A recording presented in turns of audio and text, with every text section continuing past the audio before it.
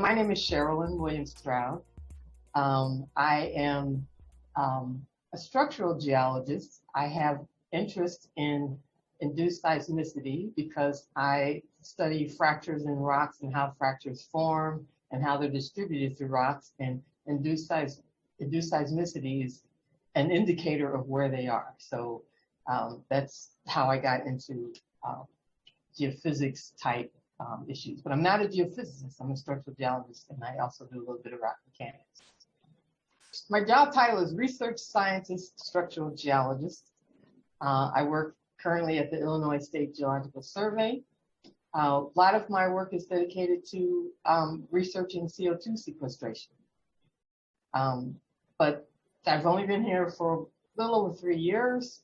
I also have a consulting company of my own that I do a bit of work in teaching through, and I've worked in industry for major oil companies and for consulting and service companies for oil and gas. And I actually started my career at the U.S. Geological Survey in Denver, well, Lakewood, Colorado, as a research scientist there. Another reason why I'm really interested in induced seismicity was because in oil and gas, we worked, the last company I worked for before I formed my own company, well, 2 companies before. I worked for this company called Microseismic Inc. And that company was a startup when I joined them. And what they did was monitor hydraulic fracture jobs. So they monitored them and they mapped out where the seismic events were, the microseismic events were. And that was an interesting time because that company was growing and the production of unconventional reservoirs was growing at the same time where people were starting to feel like if these things grew too fast, the groundwater, drinking water would be polluted. The movie Gasland came out while I was working for that company. And I got really interested in trying to help the general public understand what's actually going on, right? So what are the risks really in terms of injecting fluids in the subsurface? What are the risks, the actual risks to your drinking water? How do those risks occur? And what's the risk for induced seismicity? Should we reasonably expect large earthquakes whenever we're injecting fluids in the subsurface? So those 2 things got me really interested because I know people tend to take a side and they hear part of the, they learn part of the information about some topic and then they decide what they think about it without understanding the whole science behind it. And so I have this sort of drive to help people understand science when they're open to it. I mean, some people are not really that interested in discussing it because they've already decided what they believe, but anybody who's open to learning the science and learning what scientists see as the risks for these kinds of things, those are the ones that I'm really always happy to talk to. Yes, if you're working in a lab, you definitely would need safety training for that, but all the jobs I've had, if you had to get specialized safety training, they would provide that on the job. And you, let me think, driver's license as a geologist, if you're doing field work, would be very handy. I don't know any geologists that don't know how to drive.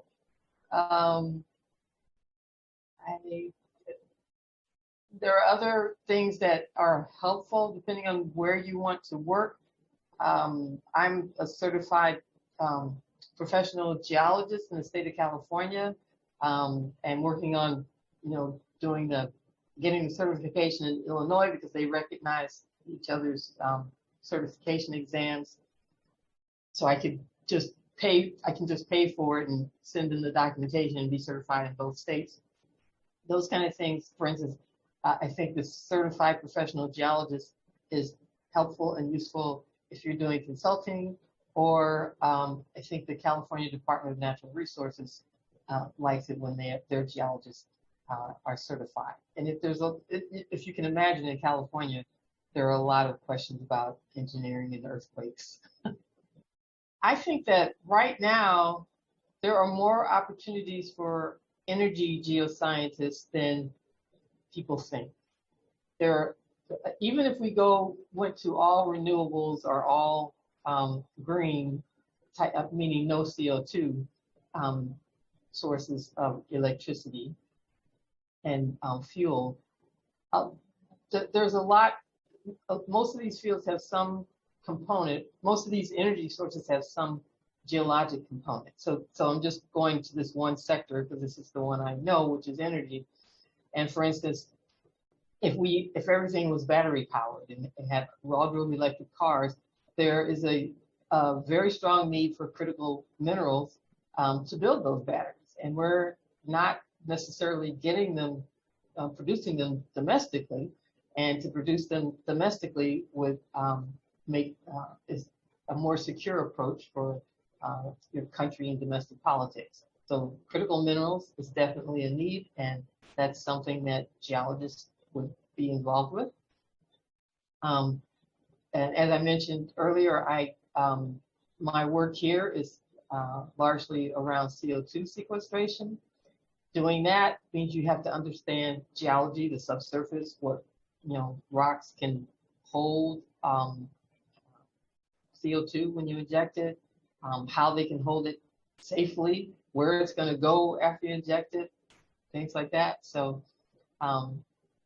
in the CO2 the CO2 sources are not all fossil fuels. One of our main sources is actually an ethanol plant. Cement plants are interested, right? So CO2, whatever CO2, wherever it's produced, it's still, if you're going to do CO2 sequestration, that's a geologic problem to be solved. So I think that's a growth area, potential growth area. I also really like the idea of geothermal energy, which is also, there's a lot of potential for geothermal resources with the development of more efficient generators and a better understanding of how to use lower temperature geothermal resources. So, and that's definitely, finding those resources is definitely a geological issue, and that I believe that's a growth area for geologists as well. I believe that mentorship happens organically. I think, it's just that mentor should be either somebody you get along with who understands your field well enough, who's willing to help you. And so you find that person by, when you see they're willing to help you, then you ask them for help. I think that it's really hard. The programs that create, to try to match up mentors with mentees don't usually work as well, because it's a personal relationship that you develop with somebody, right? So people might be willing to help you, but maybe your personalities don't mesh quite well. So I think there are traits that you can say the mentor has to have, and those are, they have to be willing to help, they have to have the time to help, and they have to know something about what you need. But I think that's probably enough right there if it's somebody who is in a position to help and you get along with them. Yeah. Wow. That's a really good question. And I have to say, I'm not that good at work-life balance because it's gotten worse since I joined the Illinois State Geological Survey, but that's only because there's so many interesting things here for me to work on. And we apply for research funding, and that's always a big deal while you're doing it. It sucks all your time, personal and professional, while you're getting the proposals together, but it's a temporary thing. So I have to say, I had the best work-life balance when I was working for the USGS, because my kids were little then. I tended to make sure we had vacations. I exposed them to geology, camp, hiking and seeing great rock formations. And I think the way to balance it is to make sure, for instance, if you earn vacation, use all your vacation, right? And for now, it's also harder to make that balance since a lot of us are working from home, I'm in my office today, so I've taken the opportunity to try to make a distinction between home office and work office. So I come in most days of the week. I don't always come in all day, but I come in most days of the week. And making a distinction between workplace and home place, I think also helps with your work-life balance. And just, spend time with your friends and family, and just schedule your downtime. I think that's the only way to do it, because the job will still be there. If you don't do everything, the world won't end tomorrow. And just make sure that you keep it in perspective. I would say make sure you have a good foundation in chemistry and physics. Biology helps, but chemistry and physics will be important. And these days, since everything's being integrated with machine learning and AI, make sure you understand those and get introduced to those and some coding.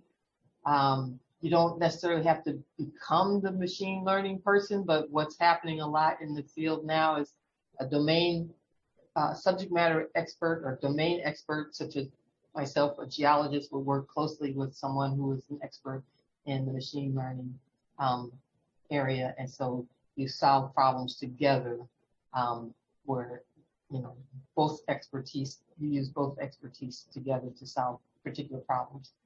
And statistics. Everybody needs to take statistics, in my opinion.